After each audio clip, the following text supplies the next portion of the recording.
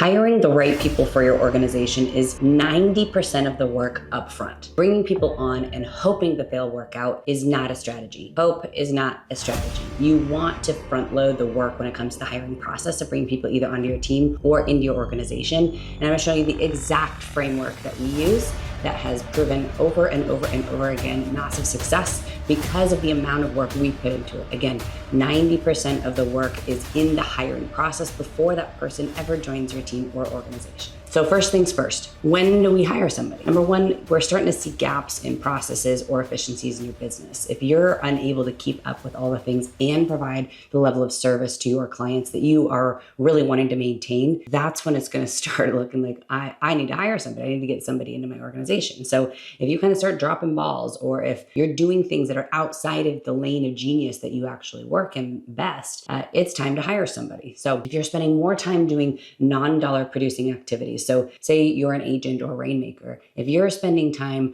in the transaction coordination world, or you're spending time doing a lot of paperwork or filing organization, that's not money-making activities. You want to get back into the sales lane. You want to get back and actually generating revenue for your company. So it's time to bring on leverage and time to hire somebody. So what position and responsibilities, how do we hire this person? Well, number one, it's not just about hiring somebody to do the things you don't want to do. It's really important that you actually identify what specific things need to be done in your business that you can do. Maybe you don't like to do a lot of them, but it's something that's going to bring you leverage so that you can go and do the dollar producing activities that's going to bring revenue into your business. That's the whole point of your job, right? To bring people in. So if you can kind of start identifying the areas that you're really good in, the activities that you do that bring revenue into your company, you're going to want to hire somebody to do everything else. Okay. So where do we find people to hire? This is like the number one question that I get all the time is, where do I find good people? The thing is, the reality is you have to cast a wide net. You have to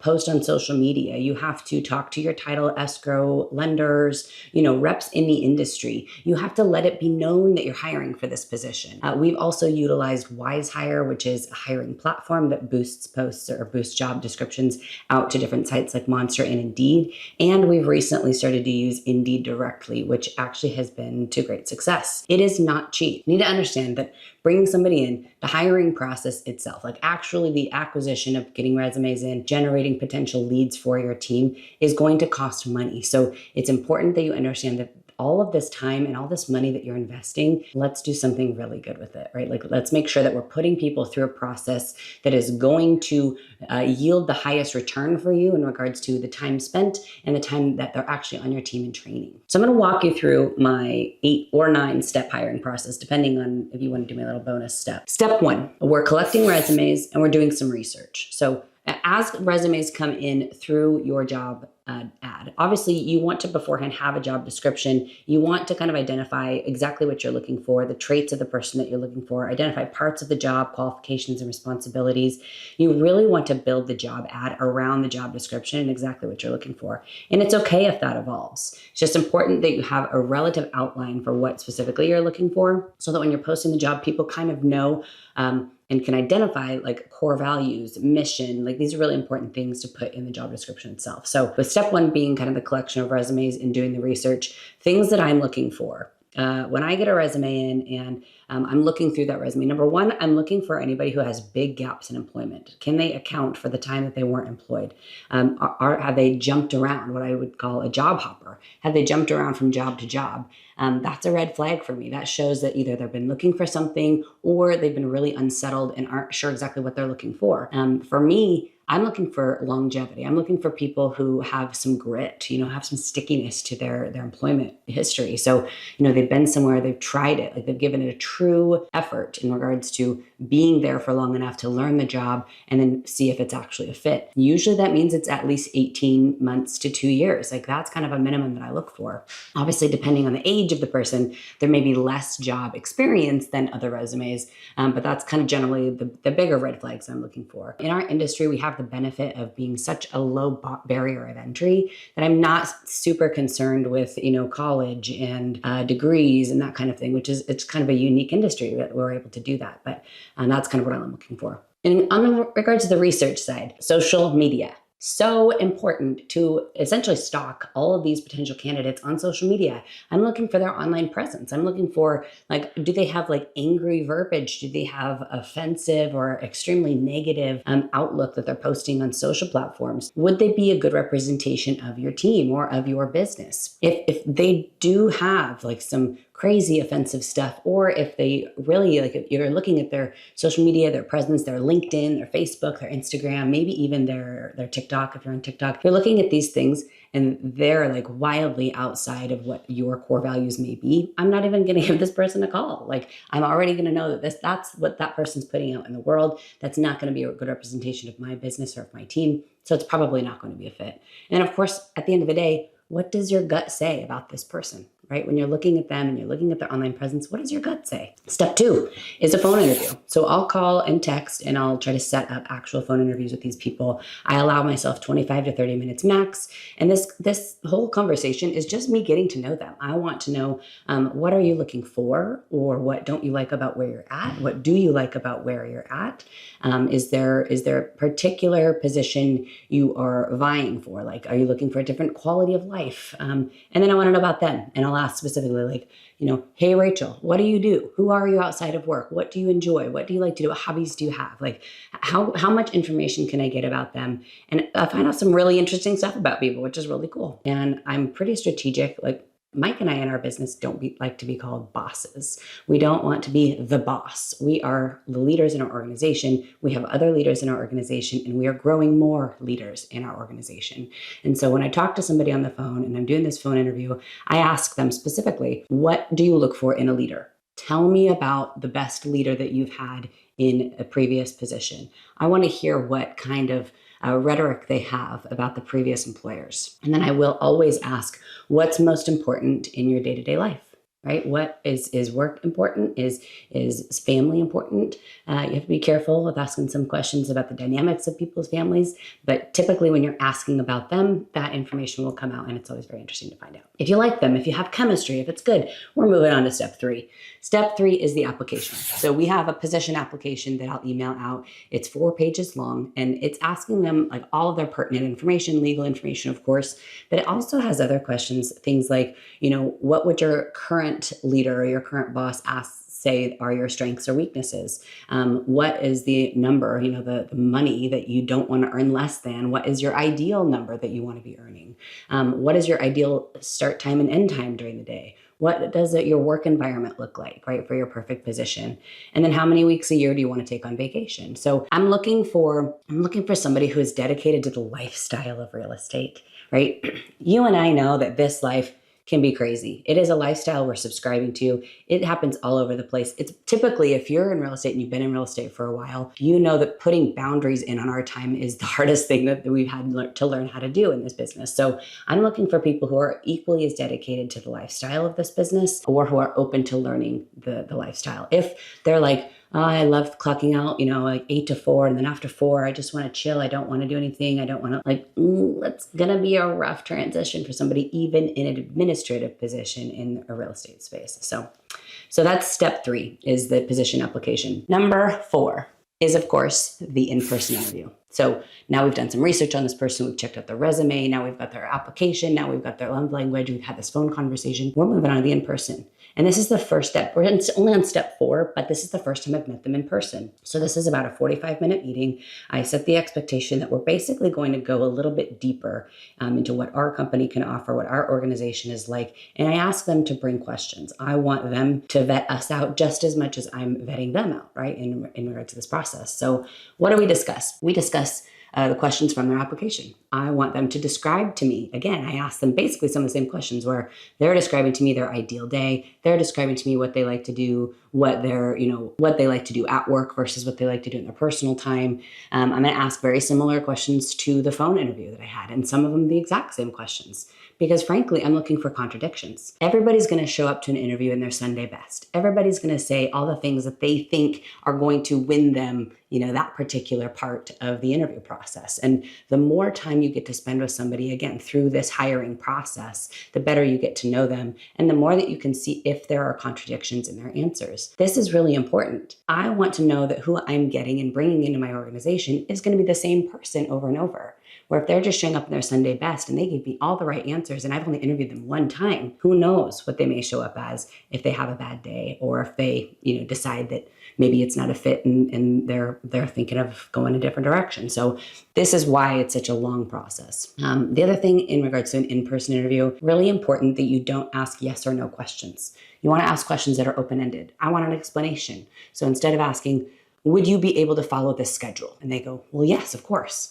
Well, that doesn't give me any information. But if I say, tell me the ideal schedule that you enjoy working and that you could sustain in your life. Now they have to come and give me an answer. And it could be right, it could be wrong. I always say there is no wrong answer. That's the beauty of our industry. So that's step 4. So number 5, once we have the phone interview, now I'm sending them out with the expectation that I'm going to be following up with an email with essay questions, okay? And the essay questions is a very unique thing that most people don't incorporate this type of step in the hiring process. But again, it's another layer of being able to vet them as well as test some proficiencies. So I will email them specific instructions on creating a Google document with a list of 5 to 7 questions that I want them to answer in essay format, and then email back or share with these couple of email addresses. And it's the leadership on my team's email addresses. So it's testing their technical proficiency. Obviously, they need to be able to understand how to use technology and create a Word document. And then I'm able to see their written word. I'm able to see, can they format sentences? How well written are they? I've talked to them. I, at this point, know and kind of how well spoken they are, but how will they come across in an email? How will they come across in the written word? And can they correctly share it to the right people, right? So I'm looking for attention to detail. So this particular step is one that's become really important because number one, it gives me insight into who they really are. They're asking questions, they're answering questions like, how will you contribute to our team? Another question may be, what is the secret sauce that you bring to the office, right? What is it that you would expect for, what kind of growth path are you looking for by joining our team, that kind of thing. So again, more open-ended questions, but more about how can they contribute and what are they looking forward to personally and professionally in our organization. So that's always very insightful and incredibly helpful in getting to know them. And of course, seeing their attention to detail and them in the written word. So that's step 5. Step 6 is a panel interview. And in any integral position, whether it's an assistant, transaction coordinator, a marketing person who's going to be working very closely with you, anybody in any sort of prominent administrative role should really be vetted by other people who know, love, and trust you. So even if you don't have a leadership team on your team, if it's just you, or if you have a mentor, or if you have co-brokers in your office, or you have a managing broker who, cares a lot about you, if you have a real estate coach, right? These are all great people to pull into this part of the process in this step 6 and be able to interview this person for you. So I do not attend the panel interview. The panel interview are leaders in my organization or people in a similar role that this person might be working alongside. So this is an opportunity for them to see and meet more people who like you, know you, trust you. So again, it's them being able to vet you out, but it's also those people coming in without a bias, right? They're not coming in and maybe I've grown to really like this person through the interview process. And now these people get to come in and they don't have any bias whatsoever. What I provide them all the documentation as well as some of my notes that I've taken through this process. So they have the position application, the resume, disc profile, love language, essay questions, and then of course my notes from our meetings. Now they get to come in and ask some of their own questions of this person. And then this person gets to ask questions of them about our organization. So just another level of deep vetting in regard to this process. And this has been a completely integral part of the hiring process because especially in an administrative personality, that's tough. It's really intimidating to meet with 3 or 4 people or 5 in some cases on our team. To be interviewed by that many people at once is tough. So it shows courage. It shows a little bit of grit, right? It shows that this person is willing to come in and do something that they're sticky. They're dedicated to this process. So again, just another layer that is really important in that step 6. Step 7, references. incredibly important, okay? So I'm asking for at minimum 3 professional references. And then as I call those people for references, and I'm asking questions like, would you work with that person again? Tell me about some of their weaknesses. Give me some of their strengths. Tell me about their leadership style or how they handled the leadership style that was in the particular office that you were in or around you. And this is completely transferable to other industries, right? When we're hiring people into our organization, they aren't always coming from a real estate position. We've hired a lot of people from dentist's office and doctor's offices or coffee stands or bartending or retail spaces. Like anybody with any sort of customer service background, any sort of attention to detail can work in this industry. But just knowing and getting to know that person and their tasks versus what you are looking for in the position is really, really important. The most important thing about the reference check phase is when you're chatting with their reference that they wrote down, ask for another one from that person. So I've asked a couple of questions. They've given me all these great, likely canned answers. Now I'm going to say, is there anyone else that you both know that you think that I should talk to? And then I ask, would you mind giving me their phone number so that I can call them and ask them about this individual? It has become very powerful. And now you're going another level deep in finding out this person's work style. I think that's a really important part. Again, you're going to spend a ton of time with this person. You're going to train them. You're going to give them the keys to the kingdom. You're going to spend shoulder to shoulder time with them and expect them to be taking on a significant amount of responsibility in your business. It's important you vet this person out just as much as it's important that they vet you out. So don't be afraid to go through this and take this process very slow, because the slower this process is, the less money you are out if they don't work out 90 days in. Bonus step 8. If you are a smaller organization or you're just hiring your first, administrative person or TC full-time or assistant, that kind of role, we have found that as we grew, we were very, very small. It was really, really important that we had what was called a spouse interview. And it was an opportunity for us to meet with the applicant, the person, the interviewee, and their partner. And we would ask them to go out to dinner or like a happy hour or just, a quick 45 minutes to an hour in a public setting to go have a beer or to go have a cup of coffee. This is really important for 2 reasons. Number one, you want to see how they interact in public. How do they treat the server? How do they act when their partner is with them? And then number 2, you want to make sure that the partner knows what this person's walking into. When you're able to make a connection with the partner or the spouse of this person that might be coming into your business, it's an incredibly powerful way for them to humanize you. Because what we have seen when people have bad days and we're 90 days into working together, they're going to go home and complain about their leaders, their bosses. This is a very normal human thing, right? Everybody has bad days. Well, if they go home and complain and that spouse has never met us, they don't have any reason to not agree with them. Whereas if they've met us, if we've talked about it, if we've gotten to know each other a little bit and ask mutual questions in regards to how our business operates, now they can almost play devil's advocate and they can say, well, she probably might have had a rough day, or, what's she going through, right? And there's going to be a different level of connection with the entire household. Plus, if they know that there's a lifestyle with this business and with this industry, if the spouse is on board for that, that's going to make all the difference in your business. Okay, so that's bonus step 8.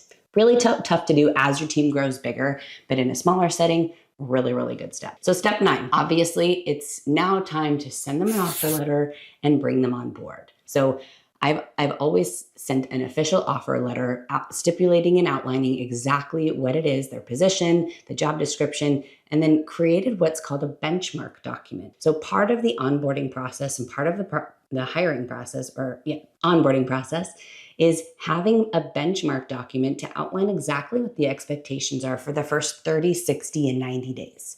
This has shown success over and over and over with positions in our organization, because when somebody comes in and you don't really exactly know what you need to hand off to them and they don't exactly know what they should know at a certain point, there is no way for them to gauge their progress or how they're doing. So this requires work up front for you. What I have done is I have created documents for every administrative position that's coming into my organization. So by day 30, these are the tasks that I want you to be able to have competency in. By 60 days, you need to have mastery level in these ones and then also have competency level in these particular tasks or things that you need to do. And then by 90 days, these are all the things that you should be able to do by this point, right? And that's going to be a combination of them taking initiative and ownership and asking me about these things on this document, as as well as me training them on all these things on this document. A bonus on this one is, when we bring people in, our motto is earned, not given. So if somebody comes into our organization, I'm going to initially start them out at a little bit lower of a salary, like the lower end of maybe what we would offer them. And then each of those benchmarks, if they're able to meet the competency level of all those tasks at each benchmark, they get a salary bump. So by the end of 90 days, they've proven that they can do all these tasks and they've built their skills up to be able to have competency in these things, and they've earned a bump in their salary. So it's a win-win, because now they're picking things up that they need to do, and they know that you're good for it, and that they know they're making progress and they're getting paid for that progress. So it's a win-win. So I hope that that's very helpful. If you have any questions whatsoever on any part of this process, always feel free to reach out to me. I'm happy to share any of our processes, any of our documents, any of our application, anything that you need.